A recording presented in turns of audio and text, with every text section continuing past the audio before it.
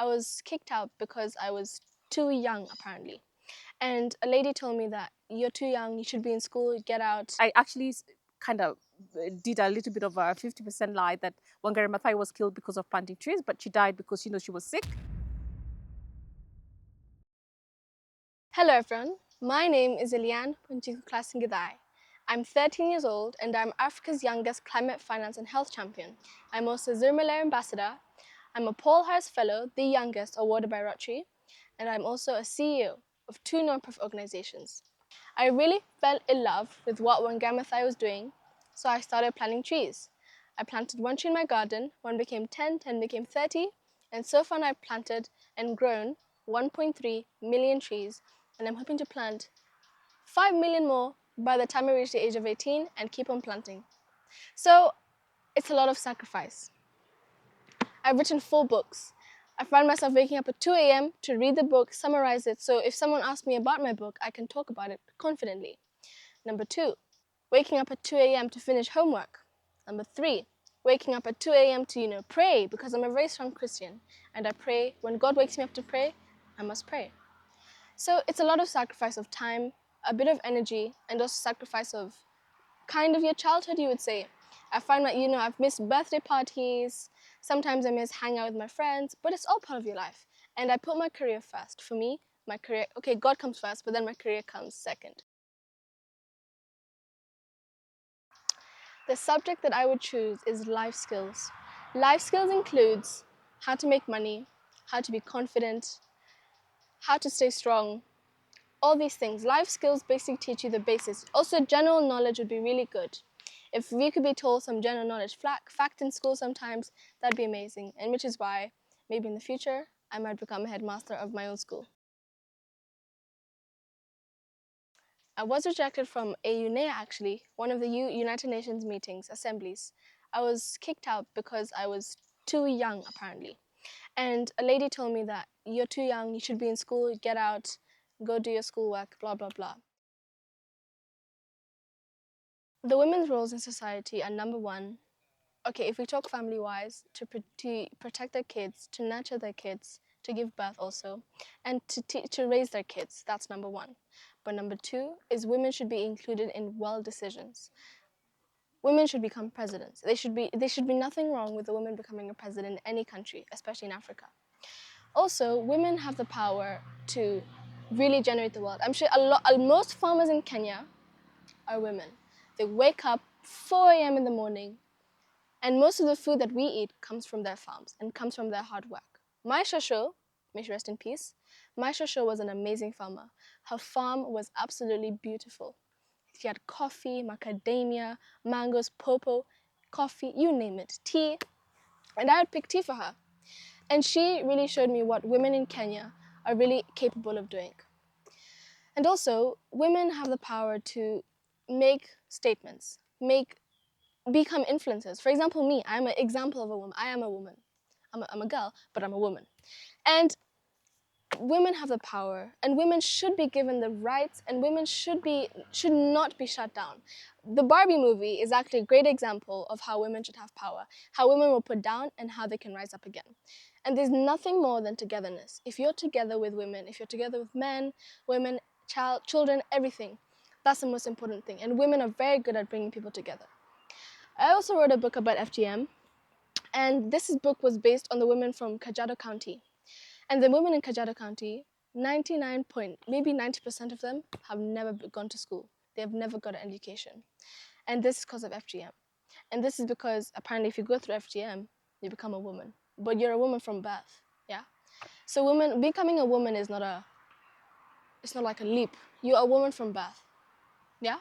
So this book spreads awareness about how women are deemed down in society and how men have been given the power over the years. But at the end of the day, I'm not trying to focus on the negative. There's still some inequality, but at the end of the day, we have to work together. And that's why I'm bringing up a generation of my own where I bring up kids to have equality roles. A woman is a woman and a man is a man. One may be stronger, one may be weaker. One may be weaker, one may be stronger. It doesn't matter who you are, you have to work together. So, yeah. I've never thought I was young to change the world because number 1, age is nothing but a number. Of course, if I'm a 4-year-old, I mean, actually, I started at the age of 4. If I'm a 9-month-old, I can't go to conferences and speak. But I've never thought I was too young. And, being kicked out of a conference actually gave me more power. And, if I am able to speak, if I can speak proper English, then there's nothing called being too young. In general, I never thought I was too young because I started at the age of 4. This has been a decade and I'm 13. I'm still young. So, yeah.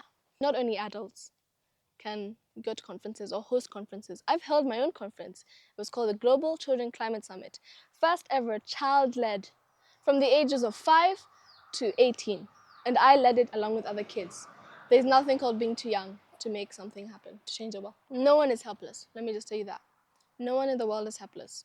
You're put in this world because you have a purpose in life. You just haven't found it yet. But in terms of, recreating the environment, if you live in an area like this, for example, and maybe there's a patch of area where there's no trees at all, you can get even vegetables. That is, it doesn't matter, because vegetables or trees, they do anything. Get a vegetable seed, get a flower seed, and plant those seeds. Just do small things, because it's not going to take presidents only to change the world. It's going to take every single human being, 8 billion people or more, okay? So make those small steps. Go for walks. Maybe sometimes you can use your car if it's sensible to. Sometimes you can't use your car if it's not sensible to. Just have a balance. And also, there's Google and there's YouTube. Search the things you can do. If you haven't found what you're meant to do, if you haven't found your passion, then that's fine. Just do something that at least other people are doing. And then when you find your passion or if you like what you're doing, then you continue.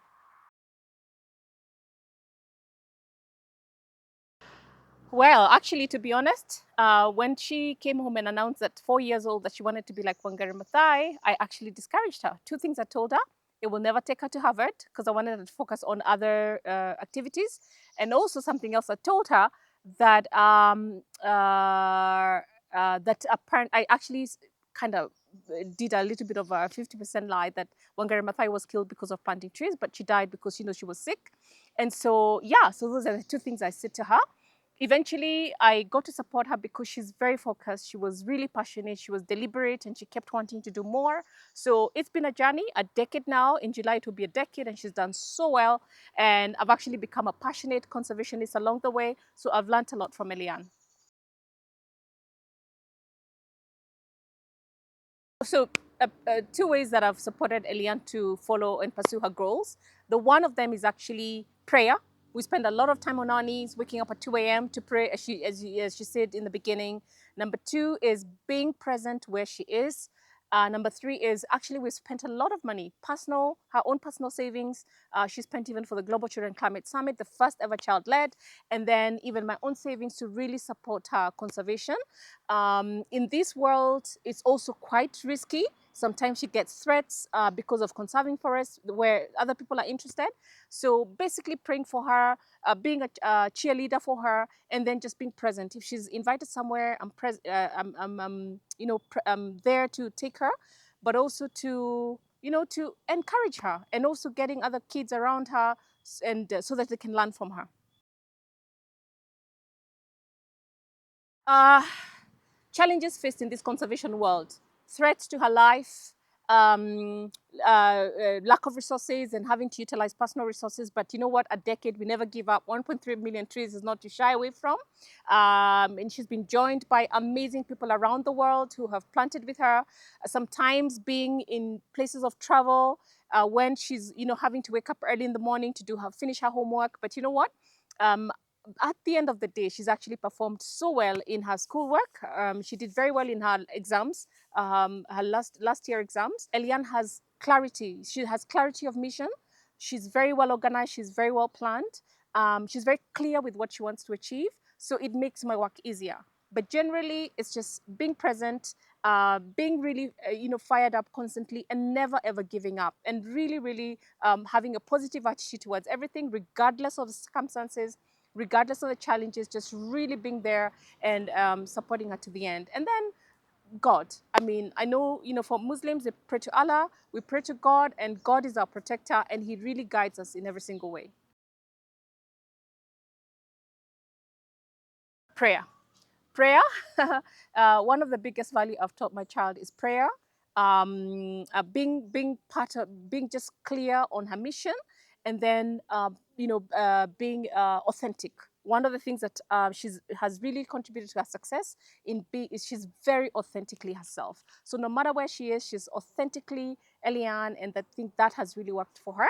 In addition, that no matter what's happening around her, she must never get distracted, but at the same time, work with people, collaborate with others, collaborate with other countries, collaborate with other children, and it has worked for the years. Listen to the children.